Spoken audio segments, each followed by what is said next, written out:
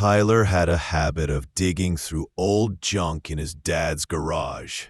He wasn't hoarding, not exactly, more like scavenging. He liked old tech, mechanical things, radios, cassette decks, broken VHS players, stuff that made sound real, not digitized.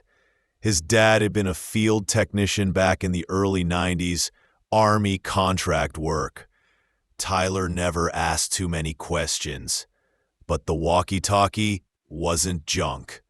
He found it wrapped in a sealed box, stored beneath a moldy blanket inside an army green case. The label was faded, but the unit looked well preserved, heavy, not plastic, the kind of military gear you don't find at thrift stores. It had one frequency channel locked in, channel 17. The first time he turned it on, nothing happened, just faint static. But at 12:43 a.m. that night, something broke through. Shh, Zone 17, buried beneath the... Heck, don't open it. He sat up straight in bed. Was that a voice? He waited. 5 seconds later, it repeated. Same tone, same break in the message. For 5 straight nights, the same thing happened. By the 6th, he had told his 3 closest friends. Cass was the skeptical one, smart, logical, blunt. Liam was the one who always said yes to weird stuff. Rachel just cared about Tyler. She always had. They sat on Tyler's bedroom floor, the walkie-talkie in the center, the clock ticking slowly toward 12:43. Cass crossed her arms. You probably recorded it. I didn't, Tyler said. Then it's a loop from a radio tower. No tower runs on a repeat loop that exact. The room went silent. 12:42. Then 12:43. Shh, Zone 17. Ksh, buried beneath a... don't open it. Cass leaned in. Play it again. It's not a recording. But it didn't repeat. Not this time. The signal was gone. Was that it? Liam whispered. Cass stared at the device. Where's Zone 17? Rachel looked up. What if it's real? They didn't have to search long. Tyler went through old papers his dad had kept. Maps, marked documents, faded diagrams. On a rough, hand-drawn map of their county, there it was. Z17 scribbled in red, near a dense forest zone, miles outside their town, past Black Hollow Road. It was fenced off, not government fenced, just wired with rusting signs that said, no trespassing, private survey land. They could have stopped there. They should have. But something kept pulling them back. The signal had returned again that night, but the message changed. Don't come back. Do not dig. Stop transmitting. Tyler had never touched the transmitter button. The next morning, they packed light. Just 2 backpacks, some tools, flashlights, Liam's drone, and Tyler's walkie-talkie. Rachel wanted to turn back twice during the drive, but Tyler convinced her.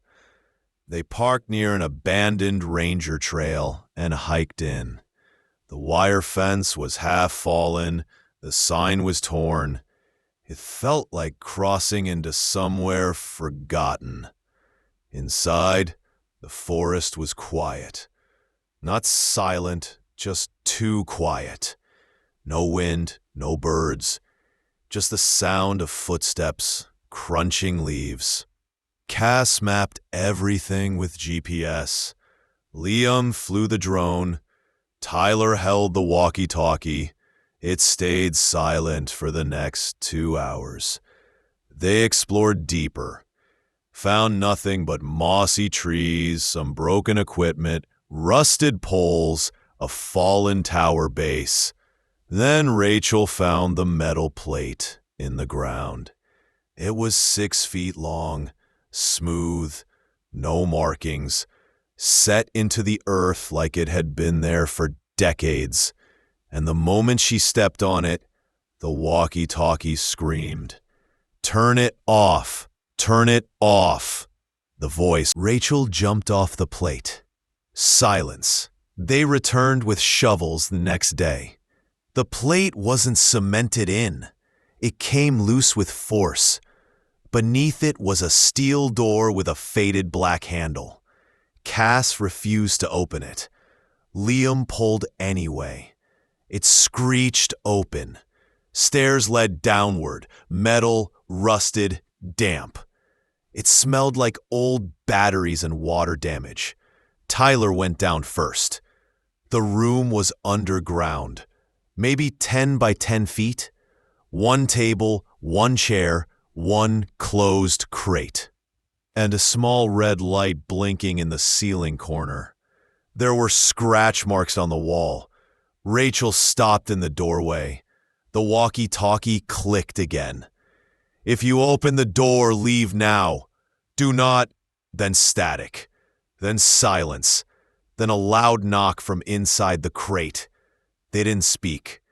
Tyler stepped closer. Another knock. Cass grabbed his arm. "We're leaving." But it was too late. Tyler opened the latch. Inside was old equipment, tapes, a headset, burnt paper, an old key, and a sealed plastic evidence bag. Inside the bag was a photo, a picture of the 4 of them, standing in Tyler's room, around the walkie-talkie. They hadn't taken any photos that night. Rachel stepped back. "That's not possible." Tyler turned the photo over. On the back, "Transmission received. Eyes on target. Phase 2 begins." Liam's phone suddenly shut off. Cass's GPS died. The walkie-talkie clicked once more. "You shouldn't have come." They ran. No one said it, but they all felt it. They weren't alone in the woods. Tyler's walkie stayed silent for the next 3 hours. They stopped to rest. Rachel cried. Cass blamed Tyler. Liam sat silently, holding the drone remote, but the feed was dark. That's when they realized they were lost. No GPS, no signal, no paths, and the woods were changing. Every time they tried to double back, the trees looked different. Landmarks were gone. Rachel found something under her shoe. Another photo. This one of the 4 of them, running. Same clothes, same expressions, taken just minutes ago. They argued. Rachel wanted to ditch everything and run in one direction until they hit a road. Cass snapped. "And what if we go deeper?" Liam said nothing. His eyes were fixed on the drone screen, though it had long gone black. Tyler was holding the walkie-talkie, not transmitting, just listening. Then at 3:26 p.m., it spoke. A new voice, softer, clearer. 4 confirmed. Visual intact.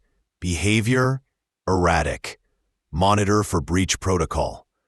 Cass's voice cracked. "That's not pre-recorded." Rachel whispered, "Are they watching us?" Tyler looked up. "We need to find where the signal's coming from." By dusk, the woods opened slightly. Not a clearing, just a gap in the trees that didn't look natural. Trees all bent inward like they'd been pulled, not grown. At the center was a tower, about 30 feet high, partially buried by overgrowth. No doors, No windows, just a solid structure of dull, rusted metal. It hummed, low and steady. Cass put her hand on it. It's vibrating. Liam walked around it. No entry points, just seams in the metal, almost like it had been welded shut. On the far side, under the moss, he found another symbol. Not a letter, just 3 digits, scratched deep. 713. Tyler froze. He remembered that number. From a file in his dad's box. Experiment number 713, Passive Containment Protocol. His dad had worked here. They camped that night, if you could call it that. Cold granola, no fire, no talking. In the dark, Tyler finally opened the sealed folder he had pulled from the crate earlier. Inside were typed pages. Most were damaged, but the header of one stood out. Zone 17 Containment Overview, Internal Use Only. Subject, Passive Surveillance Candidates. 4 youth observed. Status, Initial Contact achieved through Artifact Receiver. CHR 17A. Behavioral patterns suggest increasing awareness. Recommended action, controlled reloop, or extraction. Reloop, Rachel whispered. Cass took the file. It means reset, loop their memory, or worse. Liam was silent. His hand shook as he passed Tyler a small photo he had found inside his coat. It was a picture of him, standing in the same forest, alone. There were no others in the frame. They found the second camera that afternoon. A tiny lens hidden inside a tree trunk, embedded so perfectly it looked like a knot in the bark, but it blinked red. Liam smashed it with a rock. 5 minutes later, another photograph lay on the trail. 4 of them, standing beside the broken tree. Another flash of static in the walkie. Cease interference. Tracking compromised. Cass turned to Tyler. You said your dad worked defense. What was he really doing? He didn't answer. That night, they followed a deep crack in the earth, a split line through the woods. It led to a bunker door, hidden beneath dead leaves. It wasn't locked. Inside, the air was cold, metallic. Stacks of VHS tapes lined the walls. Hundreds, labeled by date. Tyler played one. The screen lit up, static, then footage. 4 teens in these woods, laughing, exploring. Tyler leaned forward. It was them, from 3 days ago. A voice behind the camera narrated. Test run number 117. Observed deviation in behavior. Subject Rachel responded to false memory injection. Loop to restart within 48 hours. Rachel covered her mouth. These are logs of us. Cass backed away. Being tested. No, Tyler said. We're being recorded. Tyler found one tape with the label scratched out. He played it. Black and white footage. A dark room, a man strapped to a chair, screaming, a metal device on his head, electrodes. In the corner, a man in uniform, Tyler's dad. Then another cut, a walkie-talkie, channel 17. The man in the chair was screaming now. Stop the loop. Stop. The screen cut to black. Then a timestamp. Transmission successful. Loop initiated. Zone reset. Tyler fell to his knees. He realized something no one else said out loud. This wasn't their first time here. ...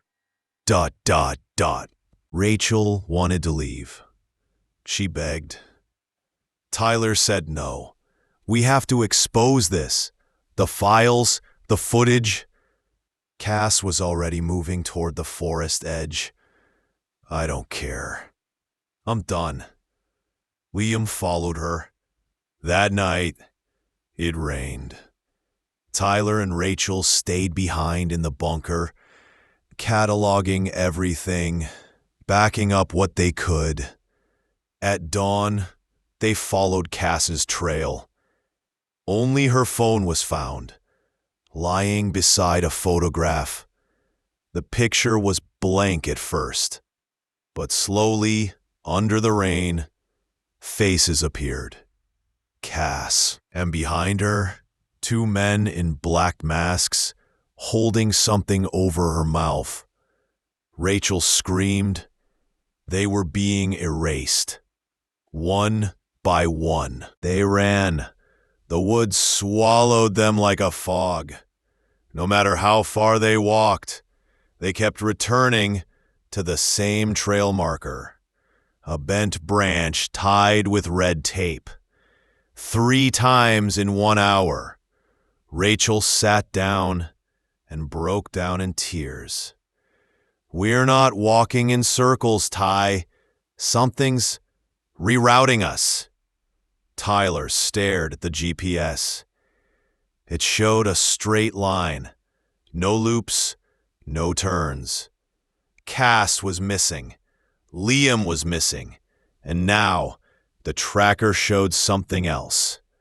Another device was nearby, moving slowly toward them. It wasn't a bear. It wasn't a person either.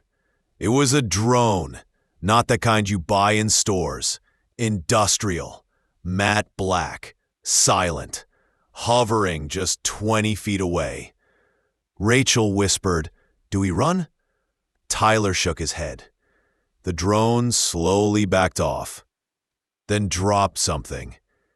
A folded sheet of paper. Tyler picked it up. 1 sentence.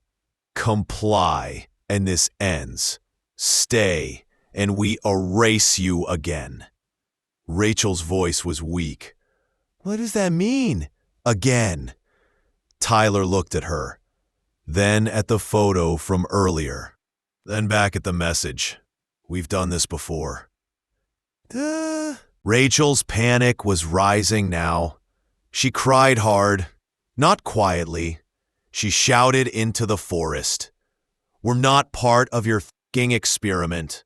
Silence. She threw rocks. She screamed again. You can't do this to people. The walkie-talkie clicked. A voice calmly replied, She is nearing instability. Log timestamp 4713. Reset pending. Rachel froze. Tyler grabbed the device. Who are you? Silence. Where are Cass and Liam? The voice came back, different now, softer, familiar. It was Tyler's own voice. We are safe now, Tyler. You're doing good. Just breathe. They found Cass at nightfall. She was standing in the clearing by the tower again. Just standing, not blinking, not crying, not even reacting when Rachel screamed her name. Tyler rushed to her. Her face was pale, her eyes distant. She spoke like someone dreaming with their eyes open. I remember them putting me back. Back where? Tyler asked. In the room, the chair. I think it was real this time. What chair? Cass slowly turned to him. The one your dad strapped people into.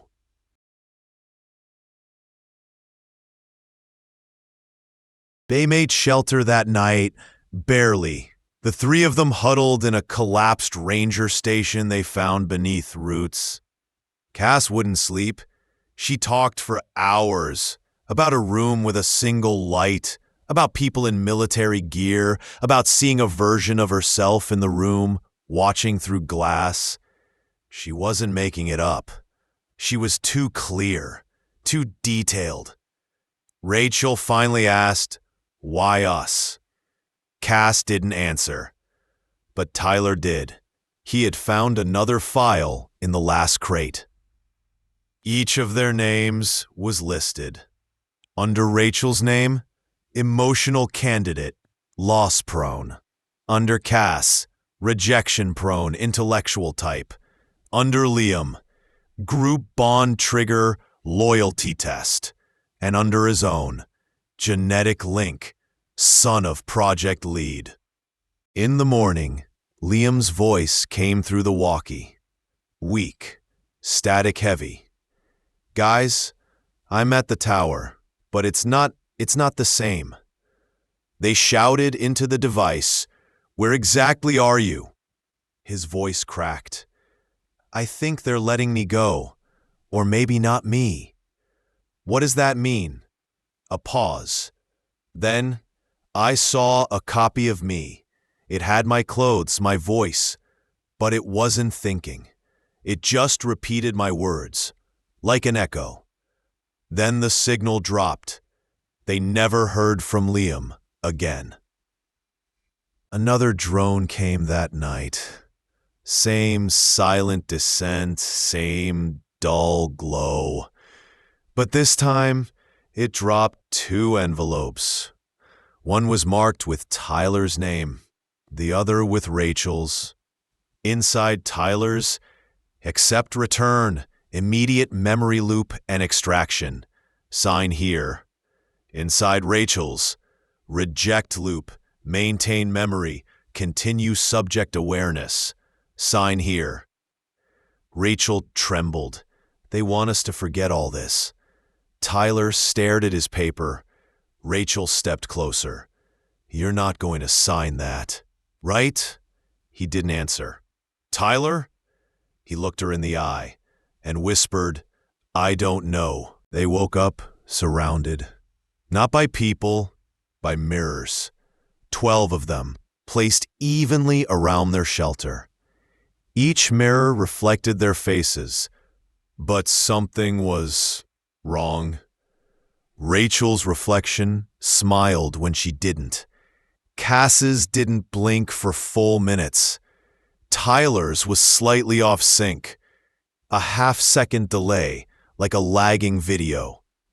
And in the background of every reflection stood Liam, staring, not blinking, just waiting. Rachel stood in front of the mirror that smiled at her. Cass smashed one of them with a stick. It shattered like glass, but no sound came out. No echo, no debris, just absence. Tyler whispered, "These aren't mirrors." Cass turned to him. "Then what are they?" "They're portals, feedback. Like how test subjects in labs are sometimes shown live reactions of themselves. They're not reflecting, they're recording." Rachel was quiet. "Then Liam." They all looked again. Liam's face was no longer visible, but something else was.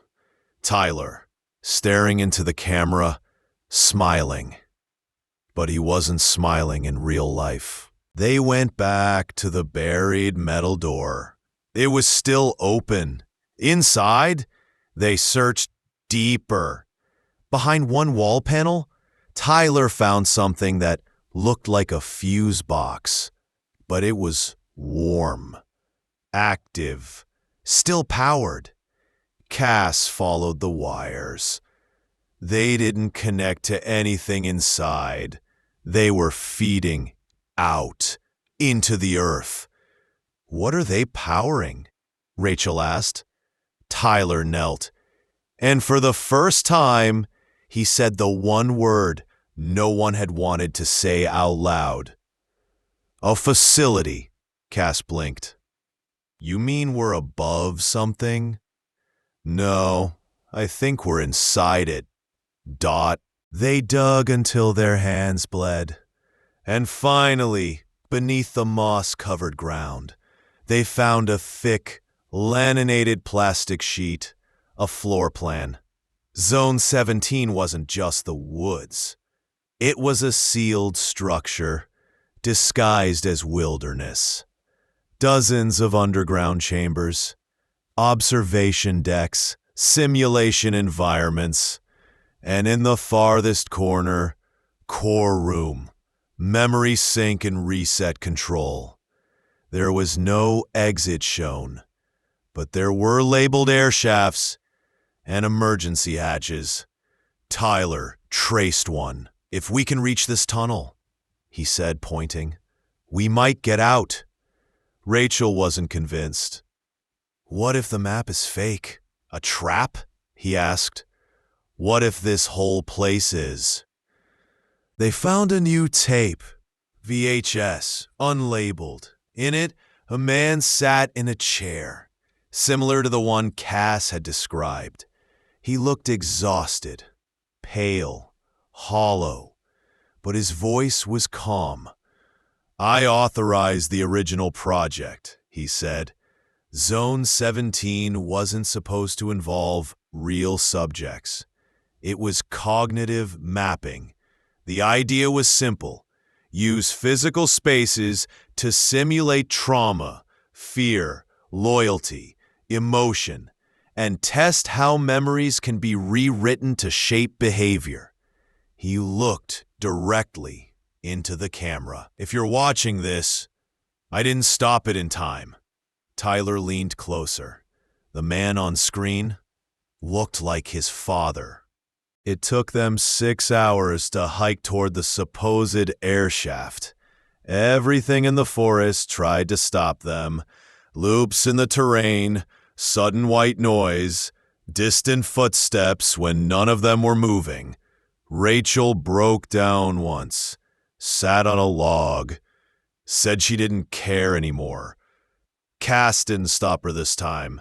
Tyler did. He held her face in both hands. They want that. They're measuring how we break. Don't give them that data. Her eyes brimmed with tears. I don't know what's real anymore. Me, he whispered. I am. I'm right here. And for the first time, they kissed. The shaft was real. Covered by debris and plants, but still sealed. It took hours to pry open the access grate. Inside, the tunnel smelled of metal and oil. It was tight, narrow, barely big enough for one person at a time. Cass went first, then Rachel, then Tyler. As they crawled, the walkie-talkie buzzed once more, then collapsed. They barely made it through. They were in a dark hallway now. Smooth walls, real walls, concrete. Zone 17 was no longer a forest. It was a facility. They found the main observation hub. Broken monitors, scattered tapes, dust everywhere. Abandoned. Except one screen was still on. It showed them, standing in the room they were currently in. Cass whispered, "Is that live?" Tyler stepped to the monitor. It shifted. Now it showed Cass, alone in a hallway. Then Rachel, sitting on a floor, crying. Then Tyler, back in the woods, holding a photo. Tyler spoke aloud. "These aren't live. They're versions, maybe iterations." Cass shook her head. "We've done this. Over and over." Rachel stepped back. "And we've never escaped." They found the core control room next. A single glowing screen. A terminal. On it, one prompt. Subject memory sync complete. Proceed with manual reset. Why or no? Below the screen, a button. Red. Unlabeled. Tyler's hands trembled. What if we press it? Cass answered first. We forget everything. Rachel stepped closer. What if we remember this time? Tyler looked between them and asked the question no one had yet said aloud. What if we're not the first version of us? Everything went dark when Tyler unplugged the system. No emergency lights, no voices, no more walkie-talkie. For a moment, it felt like they had finally won. Then the floor shook. Just once, but hard. Rachel grabbed Tyler's arm. What did you just shut off? Tyler was breathing fast. Just the terminal. I don't know what else was connected to it. They ran. Back through the hallway, up into another shaft. The layout made no sense now. Like walls were shifting. Doors led to stairwells that ended in metal grates. Hallways looped back into the same rooms they'd passed.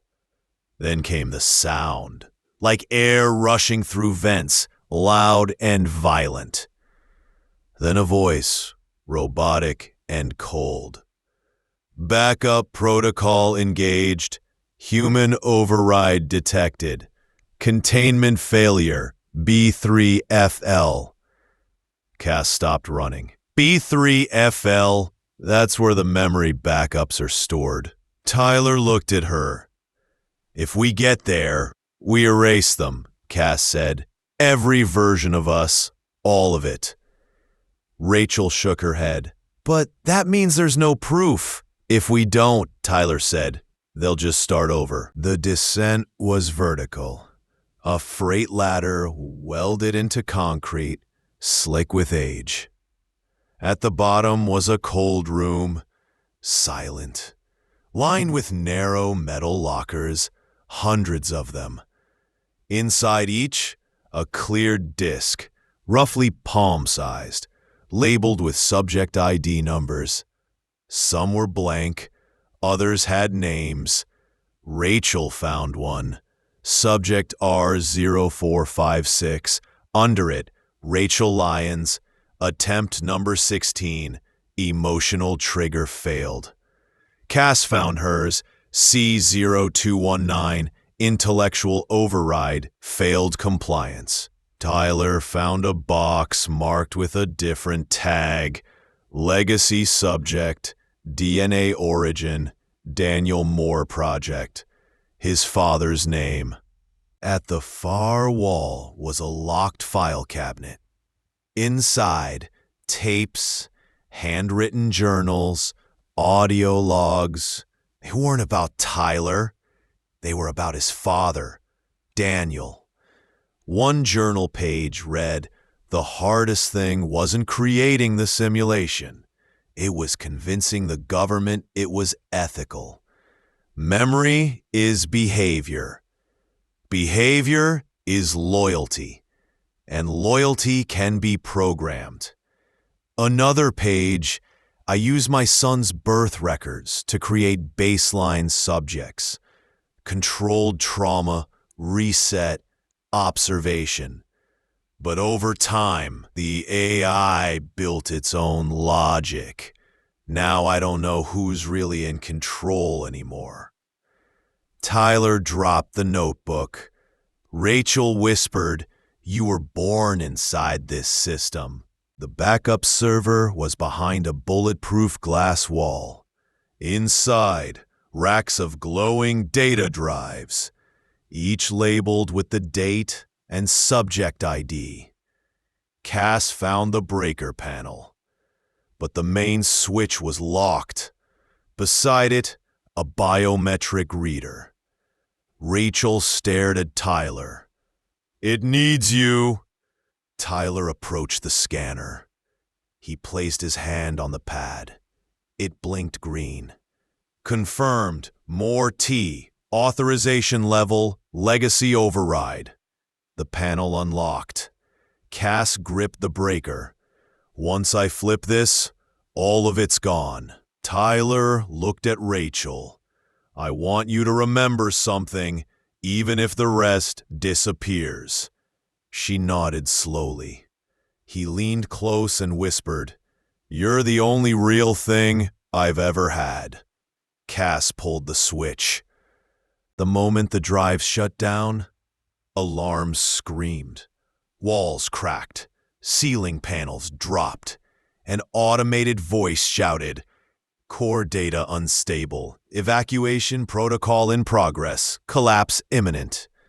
They ran, back up the ladder, back into the concrete halls. Cass led the way. Rachel stumbled once. Tyler pulled her up. A metal gate began descending over the only open tunnel. They dove, made it through. Behind them, the entire hallway caved in. They didn't speak. No one looked back. They climbed for what felt like an hour, past dry air vents, twisted ladders, abandoned camera hubs. At the top, a loose ceiling grate. Cass pushed it open. Sunlight. Real, warm, golden sunlight. They were standing in the middle of a grassy plain. Nothing around but open land, birds, blue sky. Rachel collapsed in it, sobbing. Tyler just stood still, breathing. Cass whispered, No fence, no guards. No system, Tyler said. We broke it. Behind them, the tunnel snapped shut with a slow hiss. Then, silence. They didn't go to the police. They didn't talk to news stations because they knew no one would believe them. All files were gone, all footage erased. And the area where the shaft had been, flat land. Not even a crack. They waited a few days, then left the state. Cass moved west, changed her name. Rachel stayed with Tyler for a while, then went back to school. She wouldn't talk about Zone 17 again, but she always looked over her shoulder. 6 months later, Tyler received a package. No return address. Inside, one VHS tape and a note. You made it to the end, but the system was always bigger than one zone. There are others. Your choices have been logged. Your patterns are now theirs. This isn't over.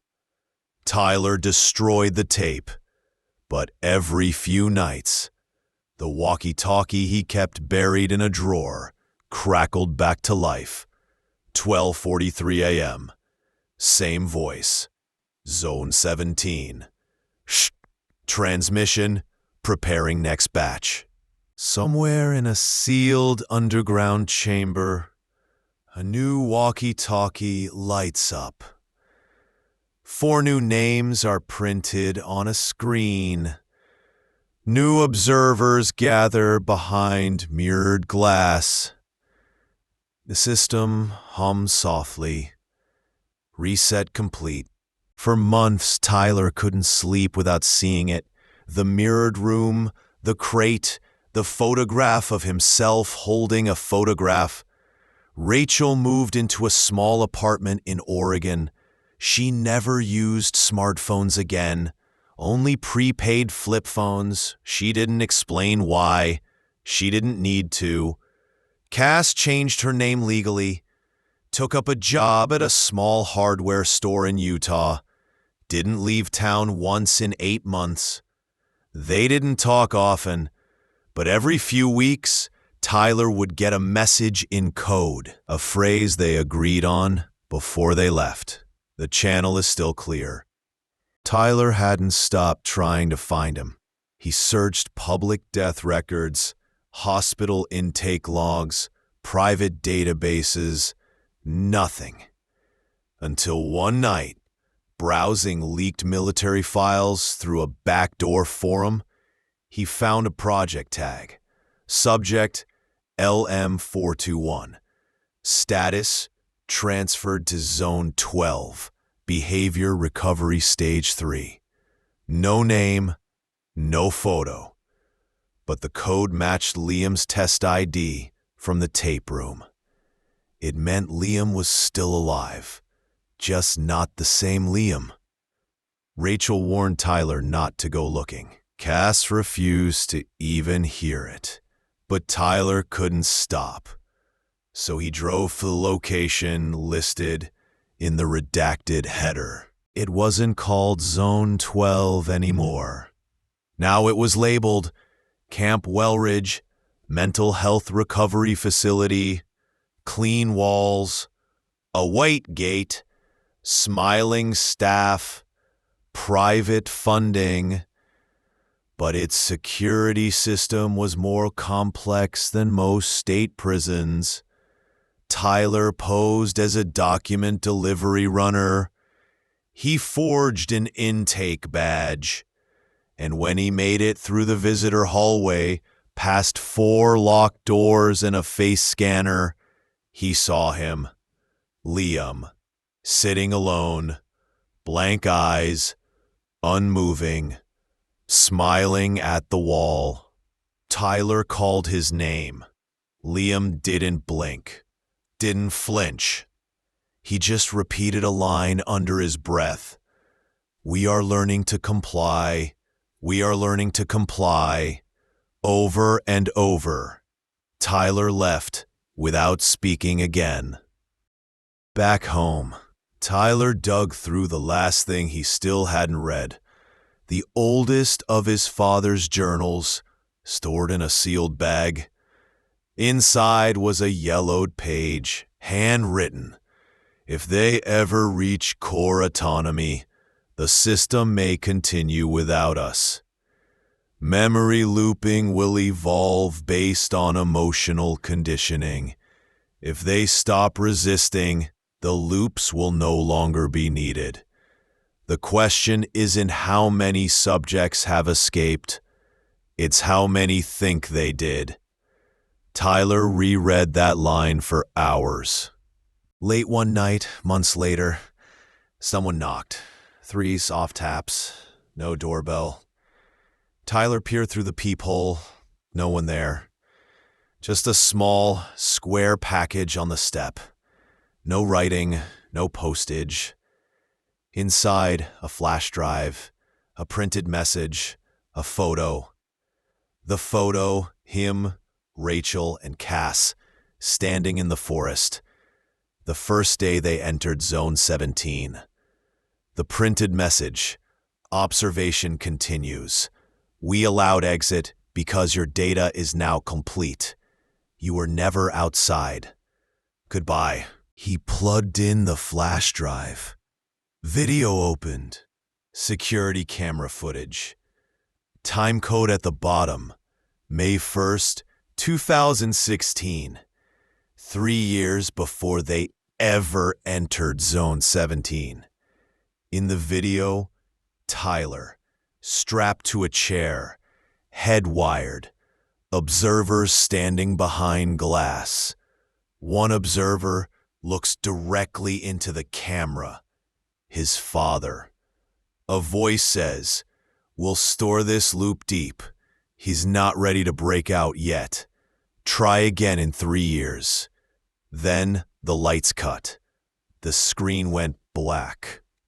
Tyler called Rachel. He told her everything, the flash drive, the footage, Liam. She didn't speak for a long time. Then she said, "Tyler, do you ever feel like we're still in it? Like this life now is just another simulation? Just one they made look real enough so we'd stop asking?" He tried to say no, but he couldn't. Rachel hung up. Tyler never heard from her again. Tyler eventually moved out of state, stopped researching, stopped looking over his shoulder, But every year, on the same date they first entered the woods, he receives a letter. Always the same. Transmission logged. Zone 17. Test complete. Initiating new subject batch. You are still within safe parameters.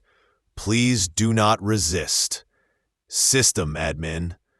And every time, just beneath the printed message, handwritten in pen, you've never left. Just beneath the printed message, handwritten in pen,